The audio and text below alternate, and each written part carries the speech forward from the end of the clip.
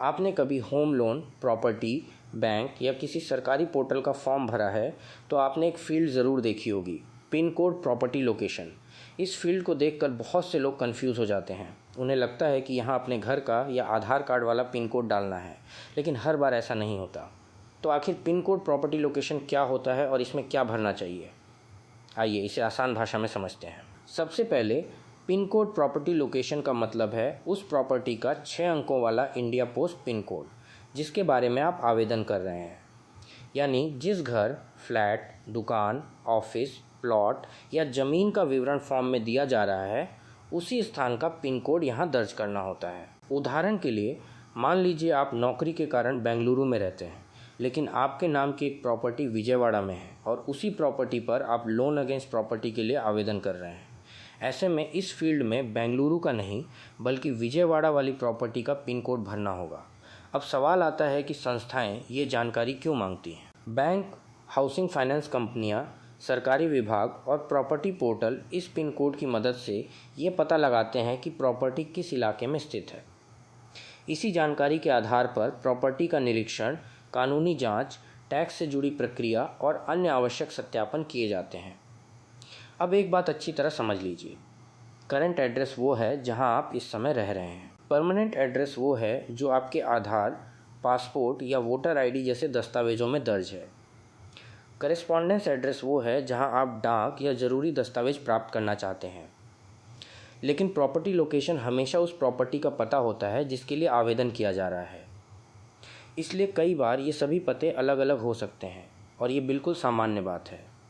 अब जानते हैं कि ये फील्ड किन किन जगहों पे दिखाई देती है। ये home loan, loan against property, property registration, property tax, कुछ बैंकिंग और केवाईसी प्रक्रियाओं, बीमा तथा कई ऑनलाइन सरकारी पोर्टलों में दिखाई दे सकती है।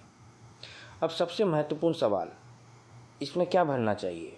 हमेशा उसी प्रॉपर्टी का सही 6 अंकों वाला आधिकारिक पिन कोड दर्ज करें। इसकी पुष्टि आप registered sale deed, title deed, property tax रसीद, अलॉटमेंट लेटर या बिल्डर के आधिकारिक दस्तावेजों से कर सकते हैं। अब बात करते हैं उन गलतियों की जो लोग अक्सर करते हैं। बहुत से लोग अपनी वर्तमान रहने की जगह का पिन कोड भर देते हैं जबकि प्रॉपर्टी किसी दूसरे शहर में होती है। कुछ लोग आधार कार्ड वाला पिन कोड दर्ज कर देते हैं। कुछ लोग ऑफिस का पिन कोड या किसी नज़दीकी इलाके का पिन कोड भर देते हैं और कुछ लोग 000000 या 999999 जैसे नंबर डालने की कोशिश करते हैं। ऐसी गलतियां आवेदन की जांच में समस्या पैदा कर सकती हैं और प्रक्रिया में अनावश्यक देरी हो सकती है। एक और उदाहरण से समझिए। मान लीजिए आप पुणे में रहते हैं लेकिन मुंबई में एक फ़्लैट खरीद रहे हैं। ऐसे में property location pin code Mumbai वाले फ्लैट का होगा, न कि पुणे वाले घर का। अगर प्रॉपर्टी खाली प्लॉट है तब भी उसी क्षेत्र के संबंधित पोस्ट ऑफिस का पिन कोड दर्ज किया जाता है। यदि प्रॉपर्टी किसी अंडर कंस्ट्रक्शन प्रोजेक्ट में है तो बिल्डर के आधिकारिक दस्तावेज या रेरा रिकॉर्ड में दिया गया पिन कोड ही इस्तेमाल करें। अब कुछ आम गलतफहमियों को भी दूर कर लेते हैं। पहली गलतफहमी, प्रॉपर्टी लोकेशन पिन कोड और आधार कार्ड का पिन कोड एक जैसा होना चाहिए। ये सही नहीं है। आधार आपका पता बताता है जबकि प्रॉपर्टी लोकेशन उस प्रॉपर्टी की जगह बताता है जिसके बारे में आवेदन किया जा रहा है। दूसरी गलतफहमी, अगर किसी महंगे इलाके का पिन कोड डाल दिया जाए तो प्रॉपर्टी की वैल्यू बढ़ जाएगी। ये भी गलत है। बैंक और अन्य संस्थाएं वास्तविक प्रॉपर्टी का निरीक्षण और दस्तावेजों का सत्यापन करती हैं। गलत पिन कोड देने से फ़ायदा नहीं बल्कि परेशानी हो सकती है। तो याद रखिए 3 आसान बातें। पहली, हमेशा उसी प्रॉपर्टी का पिन कोड भरें जिसके लिए आवेदन कर रहे हैं। दूसरी, पिन कोड की पुष्टि आधिकारिक प्रॉपर्टी दस्तावेजों से करें।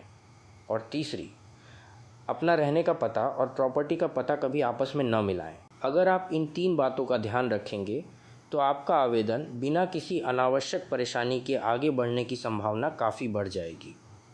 अगर ये जानकारी आपके काम आई हो तो वीडियो को लाइक करें, चैनल को सब्सक्राइब करें और इसे उन लोगों के साथ भी शेयर करें जिन्हें प्रॉपर्टी या लोन से जुड़े फॉर्म भरने होते हैं।